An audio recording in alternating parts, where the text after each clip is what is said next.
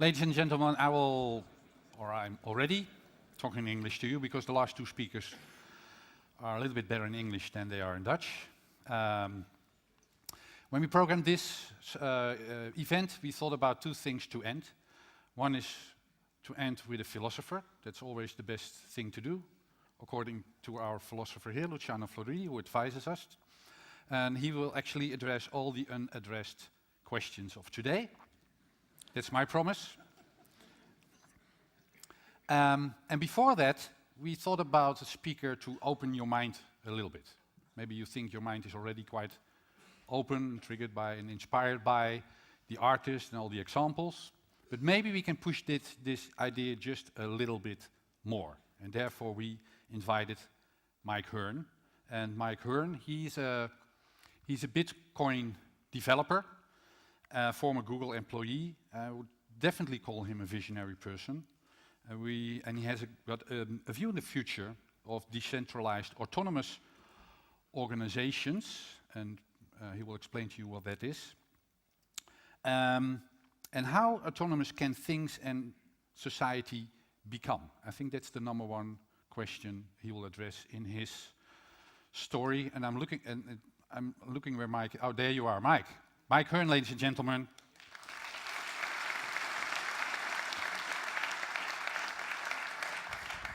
Hello, can you hear me? Oh, fantastic.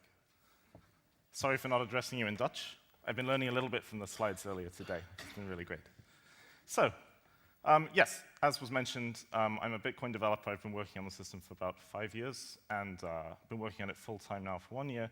Before that, I was a senior software engineer at Google, where I worked on Earth Maps, Gmail, anti-spam, security, a few other things. So, but I'm not going to talk to you about any of that stuff today. I would like to say right at the start that nothing in this talk requires any scientific breakthroughs. In particular, there's no assumption of advanced AI. So everything in this talk could theoretically be built today if someone put in enough work, right? They wouldn't have to make any science fiction breakthroughs. Now, it was mentioned this talk is a story. So we're going to have a character in our story. We're going to start with, here's Annie, a girl in, say, the year 2065. Here she is looking all futuristic and stuff. Let's say 2065 in Amsterdam. And her world looks much like ours, but with cooler robots and fancier gadgets. But if you scratch the surface just a little bit, you discover that under the surface, it's actually rather different indeed. The structure of it is rather different. Now, we start with this photo, which you've seen already. Annie gets up on a regular Saturday morning. It's just a regular weekend for her. She brushes her teeth, she has breakfast, she walks out the door, and she sees a futuristic version of one of these things there ready and waiting for her. She's got a self-driving taxi. There are two odd things about this taxi. The first one is that she never ordered it. It's just there, waiting for her. And it's not because there's one outside every house on that street. There isn't, it's just hers. And the reason this is possible is because when you have really cheap or free labor, it's not just that the things we do today get cheaper, it's that new things become possible that we previously couldn't even really think about. And in this case, what's happened is very simple. Annie's smartphone has learned her daily routine. It knows her weekly routine as well, and it knows that on Saturday morning she likes to begin her weekend by going into Amsterdam. And it has speculated upon that fact. And what this means is that it has ordered a taxi without knowing if she really wants it. And it communicated that fact to the taxi company, so there's no surprise here. And if she doesn't take it, that's okay, she doesn't pay. It just drives off and finds someone else. And it's possible to do this because the time of the computer that's driving the taxi is almost free, right? There's almost no labor cost involved here. So driving out to pick people up who might not even want it actually can make a ton of sense. And in Annie's world, speculation is rampant. It isn't just taxis that speculate. It's all kinds of things. So outside her window, like all apartments in 2065, she has a large window. And outside that window is a flat magnetic ledge. And occasionally, things appear on this ledge, and she opens a window and can pull them into her apartment. And these are things, parcels being delivered by drones. They're just dropped there. And what happens is, of course, that her phone realizes that maybe she needs something and speculatively orders it. And then if she takes it off the window ledge, then she pays. And if she leaves it there, then eventually gets picked up and taken back to the warehouse. And again, this is possible because the time of the delivery guy, right, the drone that's flying around dropping these parcels off, is effectively free. You can also do interesting things with self-driving cars, like global route optimization. Annie gets in the car and she drives onto the city, right? She goes off and does the same drive that I guess a lot of us did to get here. And actually, while the car is driving, it's engaged in a real-time financial negotiation with the road itself, right, over radio. And what it's doing is effectively taking part in an auction for road space. So the more Annie is willing to pay, the faster she can go, because the road is managed to capacity, and if she pays more, she can pull into a fast lane where there's less traffic. If she pays less, she pulls into a slow lane, or possibly even gets pulled off the road entirely onto a side lane. And this means she can decide, like, which is more important, her time or her money. And this means that Annie has never in her whole life ever seen a traffic jam, because the roads are managed perfectly in order to ensure there's no congestion. Pricing controls ensure that there's basically never a time when roads are over capacity. And you can do a lot more. I don't know if you've seen this video already. This is a simulation of a four-way intersection. Each one of these dots is a self-driving car. And you can see that one of the other impacts of these is you don't need traffic lights anymore. Just imagine going through that at 100 kilometers per hour. Everyone in 2065 has very strong stomachs. Okay, so lots of cool things. But, there's a catch. This technology has a downside. It has lots of downsides, and in fact, Annie's world has a very troubled past with self-driving car technology. Why? Because of these questions. Who owns this technology, right? Who controls these taxis? It's not something we tend to think about much. How are the prices set? Well, actually, what happened is in the year by about 2025, the technology behind self-driving taxis had consolidated in the hands of just two large global corporations. They might begin with the letter G and U, but we won't say for who. And of course, what happened is suddenly, where taxis went from being very decentralized with private owners or little yellow cab companies, now the whole thing is actually run out of California by just two companies. And, nothing really forces them to lower their prices, so of course they rarely did. But that wasn't the worst bit. The worst bit was the political abuse which followed. For example, US Congress realized in their large conflict of 2034 that they could impose trade sanctions on a country, and because the taxis were being controlled remotely from America, that meant all of the taxis would stop. And as the societies had become very dependent on this technology, because it doesn't really make sense to own your own car when you can summon one and it arrives in a couple of minutes reliably, and because they had taken away all of their streetlights and things like that, it gave incredible power to the people who controlled these companies, and by implication, those who controlled them. For example, no drive lists became a thing. Right? We have no-fly lists today. It makes sense that there would be no drive lists too. People who got on the wrong side of the government bureaucrats suddenly found that they were trapped at home. They couldn't go anywhere, right? Because they didn't have their own car anymore, nor did anyone else. So there were huge problems throughout the 2030s and 40s with this kind of issue, this huge centralization of power that is so typical of advanced technology. But the good news is a solution was found. And this is a pretentious title, Capitalism 2.0, but this is a conference about the future, so it's a place where such things are said routinely. Let's call this Capitalism 2.0. It was a different way of doing things that solved these problems while retaining the benefits of the technology. Annie's taxi has no owner at all. That's the second odd thing about this vehicle. I said there were two, and this is the second. What does it mean for a taxi to have no owner at all? Well, what it really means is that it's actually a self-owning taxi, which is on an economically equal level with humans. So that means the taxi drives around and it finds humans to trade with on this thing called the trade net, which we'll discuss more in a minute, and humans pay the robot for its services. And then it stands to reason that if people are paying the robot can also pay people, for example, to do software upgrades and repairs, right? What does it mean to upgrade a robot that owns itself? Surely if a human can upgrade the software in a robot, then that means a human owns it. Well, no, because the robot is very careful about how it accepts upgrades to itself. And there's actually no way to reprogram these taxis at all, except by convincing the taxi itself to accept your software upgrade. And this is a very complex process, which we'll go into in a minute or two. But suffice it to say that these things, they drive around, and there's literally, other than, like building a big net and like trying to catch them with it, there's really no way to stop these things at all. And this might sound dystopian, but as we'll see, it turns out that in Annie's world, this is actually a very normal thing and quite enjoyed. These autonomous taxis set their own prices, and that implies, does it not, that they can make profits and losses. what use does a robot have for profit? Well, what use does any business have for profit, right? What do people do with profits? What do people do when they're financially secure? Well, they have babies, right? And that's what the robots do.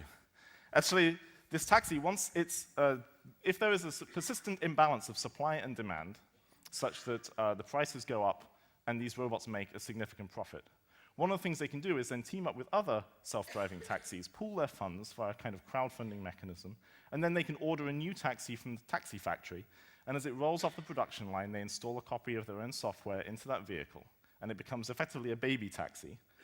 And it starts out life with a birth loan, right, a kind of debt to its parents. And as it drives around and picking people up and dropping them off, it earns money with which it eventually pays back its robotic parents. And whereas we only have 2 parents, or 1 or 0 if you're very unlucky, robots can easily have 15, 20, even hundreds of parents, right? And of course, if it can make a profit, then it can also make a loss. There's no social security for robots, not even in 2065, so if they run out of money, they die. And their bodies become available for salvage, perhaps by undertaker robots. Right? What is it? For a car to die means it runs out of fuel, runs out of electricity, and it has to, park itself somewhere and slowly go to sleep. Annie's World calls these sorts of programs agents. Actually, that's what I call them, but this is my talk, so that's what we're going to call them. I don't know a better name for them.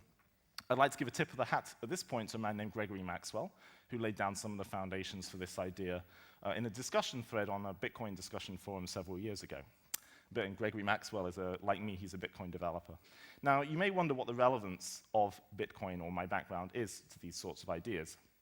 Why is it so important that we have Bitcoin? And the reason is going to sound extremely trivial, actually, unless you're someone who works in banking. The reason that you really need Bitcoins and blockchains to build this kind of device, this kind of robot, is because banks cannot offer bank accounts to robots. Right? It sounds stupid, but it really is the case. Even if they wanted to, and banks are quite conservative by nature, anti-money laundering laws that they have to follow require that every bank account have what's called a beneficial owner. It has to be a person. Effectively, you have to be able to trace all money flows to people. And these laws are very, very specific about what they require, like passports, names, addresses, things like that. Requirements that robots can't meet, as they don't have legal names. But Bitcoin has no such problems with this because Bitcoin does not have banks or other financial intermediaries. And these laws, they're quite specific. They apply to financial intermediaries primarily. 90% of these regulations apply to intermediaries only. So Bitcoin makes this possible, and I think this is an interesting case of, when these anti-money laundering laws were passed, no one really thought about the implications for the future robot population. I'm pretty sure they still don't. But it goes to show how when you have laws, they can often have unexpected repercussions that were not predictable at the time. All right, so agents owe a debt to Bitcoin in another way. How many of you here know the founding story of Bitcoin? Where it came from, who created it? Have you heard of this? It's been in the newspapers a lot. Can you put hands up? Okay, a few people. Actually, not so many. We've still got a long way to go to educate the world about Bitcoin. So Bitcoin was created by a man who called himself Satoshi Nakamoto. No such man exists. Turns out this is a pseudonym. It wasn't realized that this was a pseudonym for a long time because the internet is a fairly anonymous sort of place, right? He didn't have a Facebook profile or anything. And eventually it was discovered that this guy, he used a pseudonym because he knew that creating digital money would be an invention of great political impact. And he wanted a quiet life. He was more of a mathematical guy than a rabble-rouser, you might say. And so it is true with the first agent as well. Annie, in the year 2065, doesn't know who created the first agent. Right? Nobody knows. It just appeared one day. And the first agent was not a physical robot. It wasn't a car. It wasn't, a machine that walks like we've seen today. The first agent ever invented was a creature of pure software. It existed only on the internet, and it stored files. That's all it did, store people's files. They could back up their photos to it. And basically, these agents bought computing and storage time in bulk, and then they resold it. So it's a very, very simple business model. Buy something wholesale, resell it to punters on the street. And no one entirely knows why the first agent was created, quite possibly because at this time, companies that stored files for you in the cloud were embroiled in a series of controversies around privacy and them reporting people on the basis of their private photos to governments and so on. And someone wanted something that would just store files, and he didn't want any of the complexity that came from having people from a very different culture the other side of the planet reviewing the contents of your personal stuff, their subjective view of morality. He just wanted something to store files. So he built this robot, and that's all it did. Well, not robot, sorry, this software program, and that's all it did. And because that's all it did, it only stored files. It didn't build websites, it didn't engage in marketing campaigns, right? It didn't do press releases, it just stored files. He needed a way that people could find these agents, and so he created what is now called, now in 2065, the TradeNet. And it started out as just a way to find these little file storage bots, and it grew over time into this bigger, much more complex thing. And the TradeNet is a peer-to-peer marketplace that provides a kind of reverse eBay. You publish a request and you collect bids for it. And the purpose of the TradeNet is to equalize trade between man and machine. So, for example, one of the services that it provides is it provides a unified way of treating machine and human names. Humans have names like Mike Hearn and so on, but machines don't. And if you want to trade with entities without caring if they're human or robotic, then you can't have any system in place that assumes names, for example. And so the TradeNet resolves these sorts of problems. It provides quality control. So machines can purchase services from trustworthy humans, and humans can purchase services from well-written machines, and vice versa. It provides standardized digital contracts and business protocols. The first one was file storage, then there was taxis. These days, these days in the future, even shipping ports can expose protocols over the TradeNet, so you can actually do global shipping and routing of parcels and deliveries and things just using this infrastructure. 3D printer fabs, drone deliveries, all kinds of interesting things can be found on the TradeNet.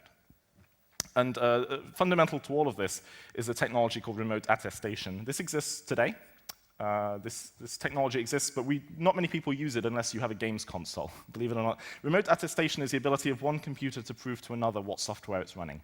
So if you want to know that a machine is running the software you think it is, and that it isn't going to cheat you as a consequence, then you use this. And you can see why this is used in games consoles, right? Because you want to play multiplayer games with people and know that no one else is going to cheat in the game. So this is where this technology has been most developed, but it's also available in regular computers as well, and it's getting better over time.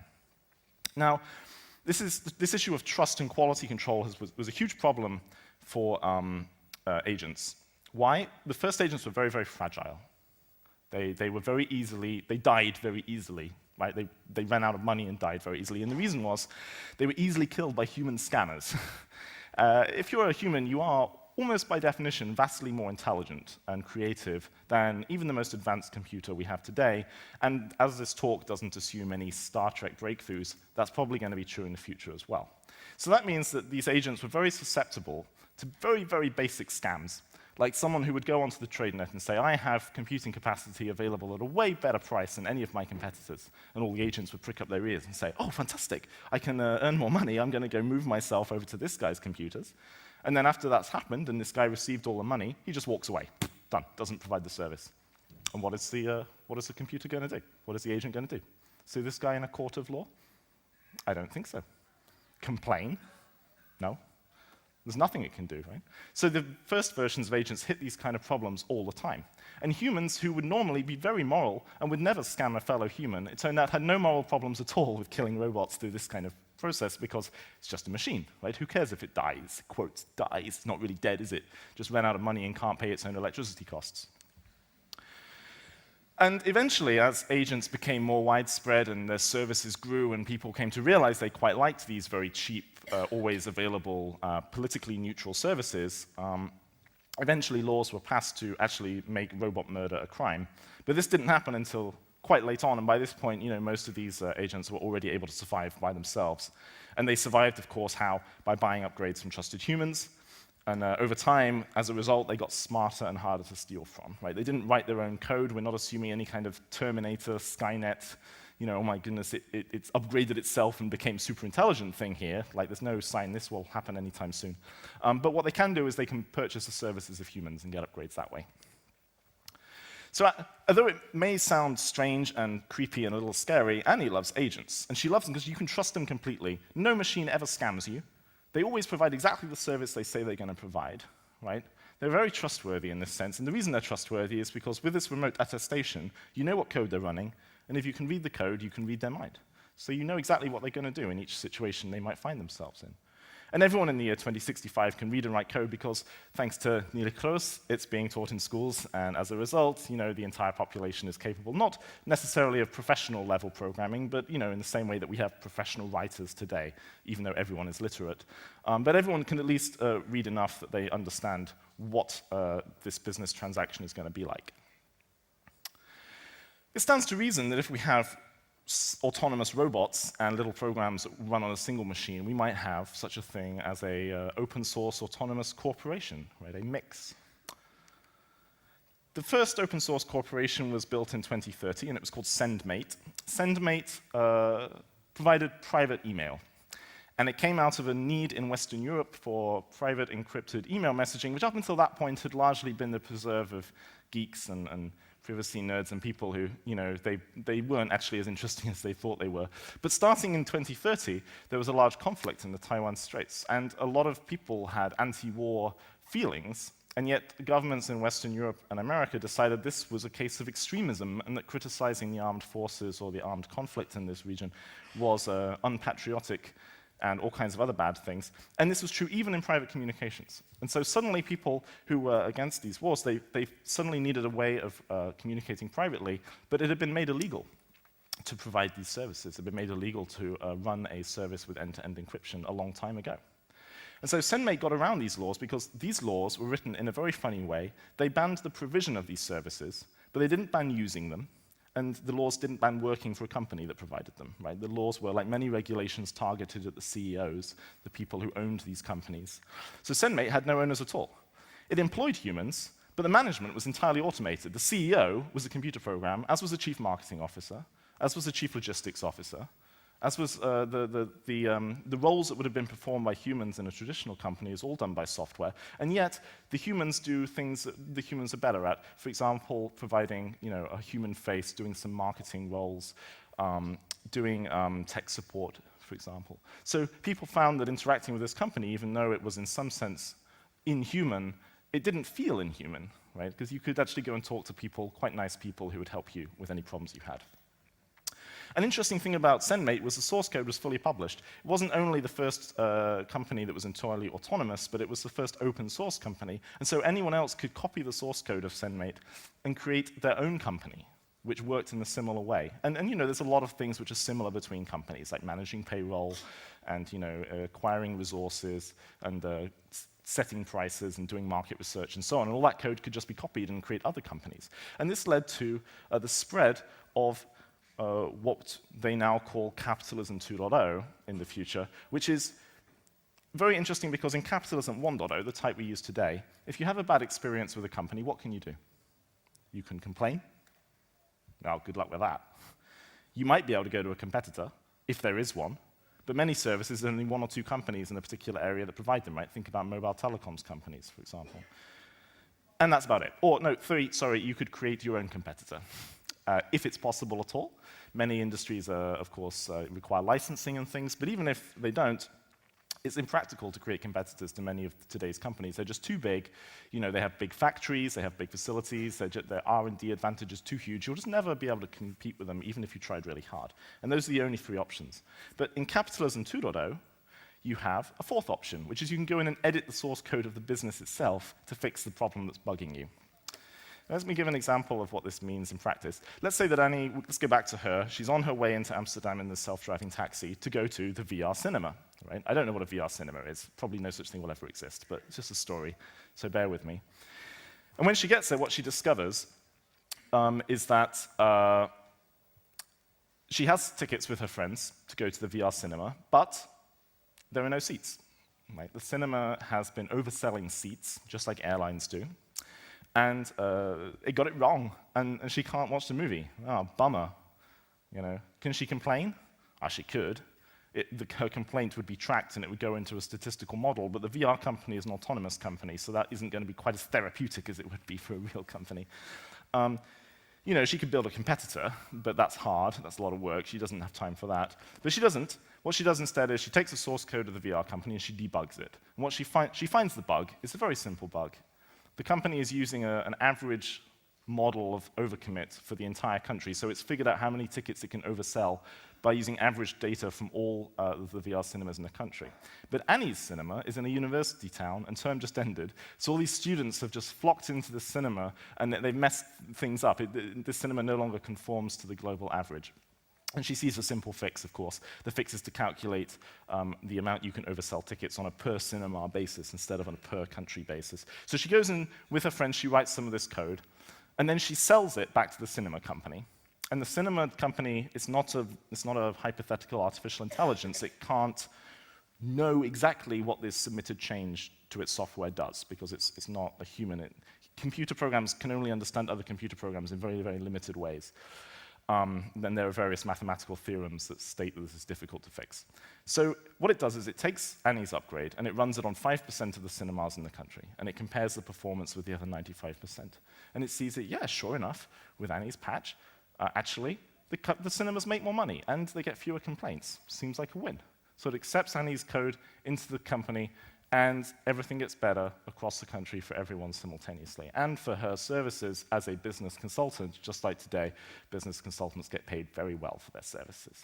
So even though she didn't get to see her cinema trip, nevertheless, it worked out as being a fairly profitable Saturday afternoon. That's the end of my story. Thank you very much. And I hope that was interesting, and hope you have some questions. Thank you.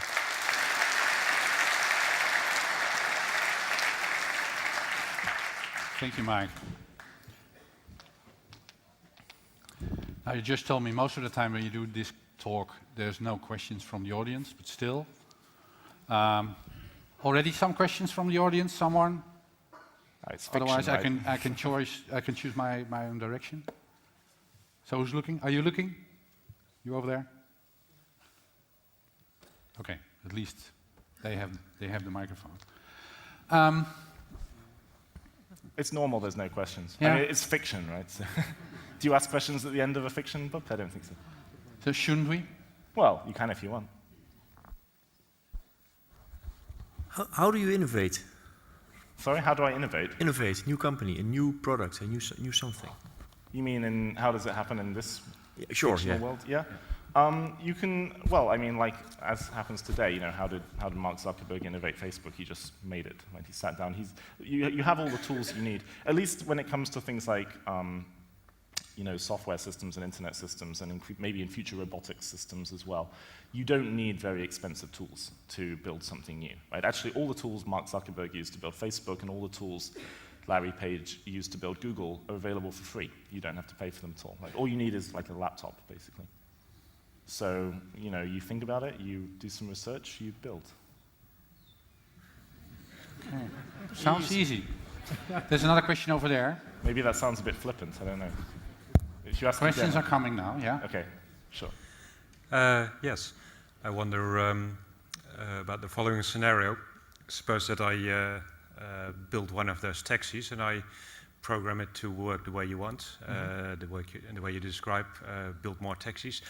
But they send me 1% of their profit. There's a business case for me personally in that.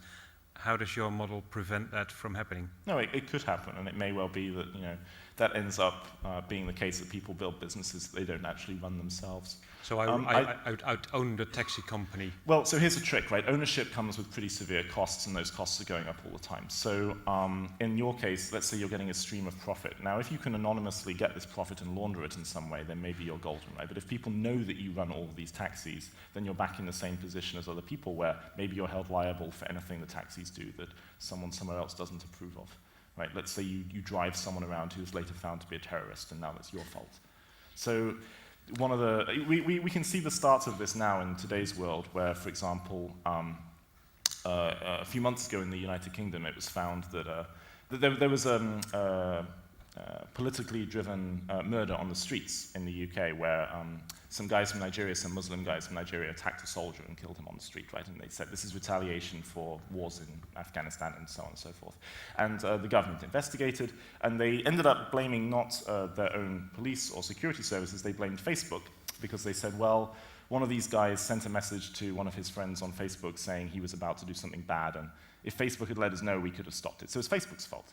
right? And all they did, actually, is route a message from one place to another. So you wouldn't think it, but their ownership of that service has ended up causing them a big headache, and it will only get worse. So in future, I think maybe people will want to build things, but they won't necessarily want to own the results, right? They'll just do it as like a contracting arrangement. Mike, how do you solve the problem of hacking? It sounds like a hacker's dream. I mean, everything is digital. Yeah. The world is full of software that's very hard or impossible to hack. We don't tend to think about it because we only hear about the stuff that gets hacked all the time. But it is possible, right? It's expensive and it requires people to use tools that they sometimes prefer to avoid for whatever reason. So why is it can be less done. likely? Why is it so difficult Why is what difficult? to hack? Well, so a lot of hacks boil down to like the same mistakes being made over and over and over and over again. And if you build tools that eliminate that whole class of mistakes, then you can eliminate entire ways of hacking systems, right? And so, for example, one of those issues is social engineering, which is a bit hard to fix, but a very common way of hacking software is something called a buffer overflow. And languages, programming languages like Java, for example, or really anything invented after 1995, don't have this class of bugs. You just can't hack them in this way. You can't social engineer a robot, can you? Well, exactly. I mean, socially engineering a robot would probably not be very easy. You have to find some logic in its programming in some other way. But yeah, a lot of hacking boils down to flaws created by the choice of tools we use. And if you use better tools, then sometimes those programs aren't hackable in those ways. Okay. But it's a fantasy, is it? What I just said? Yeah, just checking. I know it may sound like that, but you'd be surprised at how often, a lot of software hacks are like, why did they do that? They knew how to avoid that. Why didn't they avoid it? Okay, last question maybe. Any questions? Oh, Do agents already exist? No.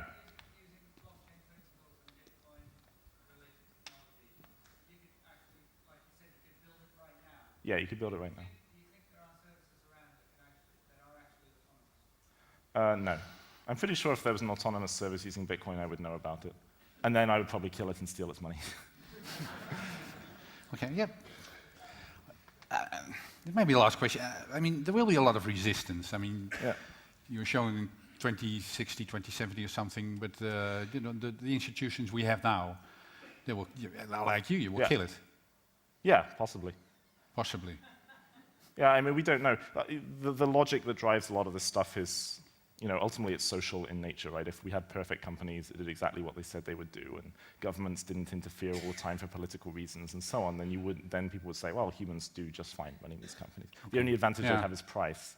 And then, they have the advantage of price, but they have the disadvantage of they still have to employ humans to innovate, so it's a bit of a wash. So I don't know if that will happen or not. It's So maybe last question. Would you like to live in that world that you created yourself? I don't know. You don't know. You created it. It's a thought experiment, right? I don't know if it would actually be better than today's world. And I don't know if it will ever happen. Maybe it won't. Right? It's just it's a logical extrapolation of some current trends to like an extreme conclusion. Right? Okay. Well, thank you very much for that, Mike. Thank you. And a big applause for Mike Hearn.